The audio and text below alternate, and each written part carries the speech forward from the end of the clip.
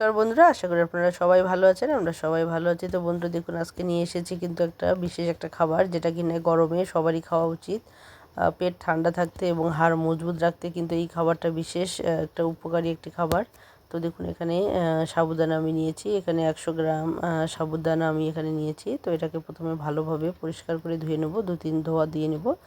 দিয়ে নেওয়ার পর প্রায় 1 থেকে 1.5 ঘন্টার জন্য আমি এটাকে ভিজিয়ে রাখবো। তো আপনাদের কাছে বেশি সময় থাকলে আপনারা 2 ঘন্টা আগেও ভিজিয়ে রাখতে পারেন, 3 ঘন্টা আগেও ভিজিয়ে রাখতে পারেন, কোনো অসুবিধা নেই।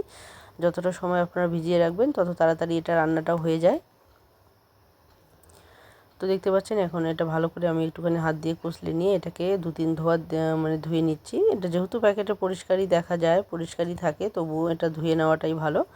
তো এটা আমি 2-3 ধোয়া ধুয়ে নেওয়ার পর এই যে ভালো একদম ফ্রেশ জল দিয়ে কিন্তু আমি এটাকে ভিজিয়ে রাখবো প্রায় 1.5 থেকে 2 ঘন্টার জন্যই।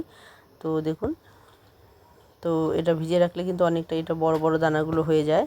তো দেখতে পাচ্ছেন বন্ধুরা, এখন কিন্তু এখানে 1.5 থেকে 2 ঘন্টা পরেই আমি এসেছি। এটা কিন্তু অনেক আগে ভিজিয়ে রেখেছিলাম।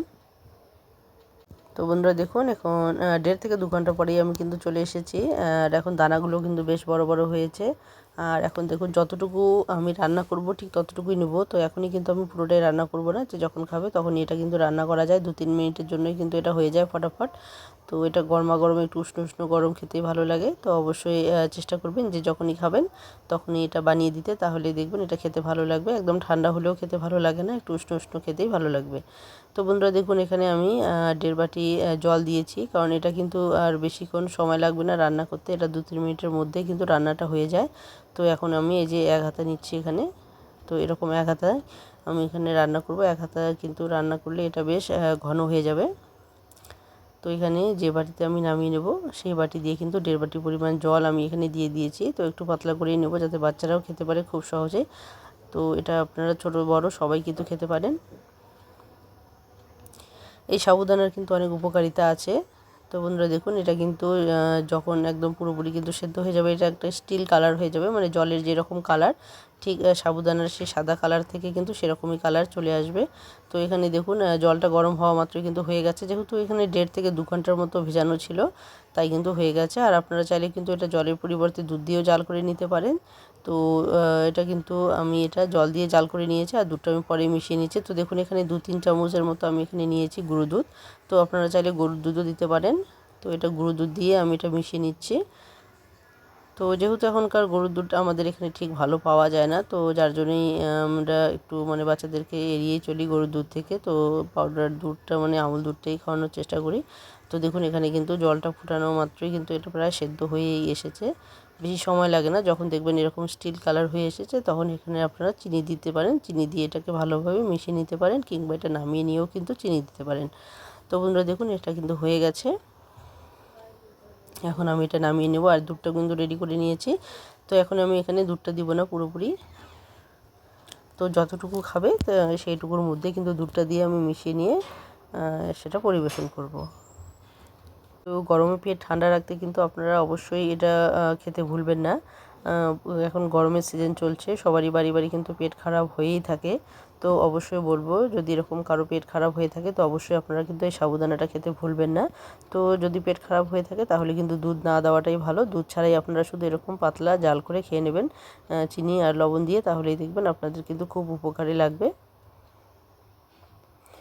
তো দেখুন, এখানে যেহেতু বাচ্চাকে খাওয়াবো আর ওর পেটটাও ভালো আছে, যার জন্য কিন্তু আমি একটুখানি দুধ মিশিয়ে দিয়েছি। মিশিয়ে দিয়েছি বলতে এখনও মেশাইনি, মেশাবো। তো এখন 1 বাটি পরিমাণ আমি এখানে নিয়ে নিচ্ছি। তো দেখতেই পাচ্ছেন, এটা কিন্তু খুব সুন্দরভাবে কিন্তু গলে গেছে, মানে একটু দানা দানাও আছে, আবার একটু গলেও গেছে।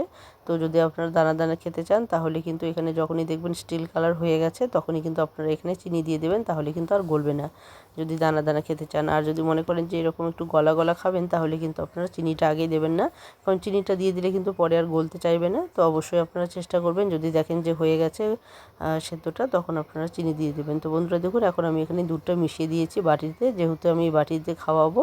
তো এই বাটিতেই কিন্তু আমি দুধটা দিয়ে দিয়েছি এক্সট্রা করে, আর আলাদাভাবে কড়াইয়ের মধ্যে দেইনি। তো দেখতে পাচ্ছেন, এখানে দুধটা দেওয়াতে কিন্তু কালারটা খুব সুন্দর একটা কালার চলে এসেছে। তো বাচ্চারা কিন্তু খেতে খুবই পছন্দ করে এটা। তো মিষ্টিটা আপনারা আপনাদের মানে স্বাদ মতো দেবেন। তো বাচ্চারা যেরকম মিষ্টি খেতে পছন্দ করে সেরকমই মিষ্টিটা দেবেন, আপনারা একটু টেস্ট করে দেবেন যাতে করে বাচ্চাদেরও খেতে ভালো লাগে। তো বন্ধুরা দেখুন আমি এখানে এই যে 1 চামচ চিনি এখানে দিয়ে দিলাম। তো এটা আপনারা কড়াইয়ের মধ্যে দিয়েও কিন্তু জাল করে নিতে পারেন চিনিটা, কিন্তু পরেও এরকম বাটিতে দিতেও পারেন, কোনো অসুবিধা নেই। তো দেখুন এখানে 1.5 চামচ পরিমাণ চিনি আমি দিয়ে দিয়েছি।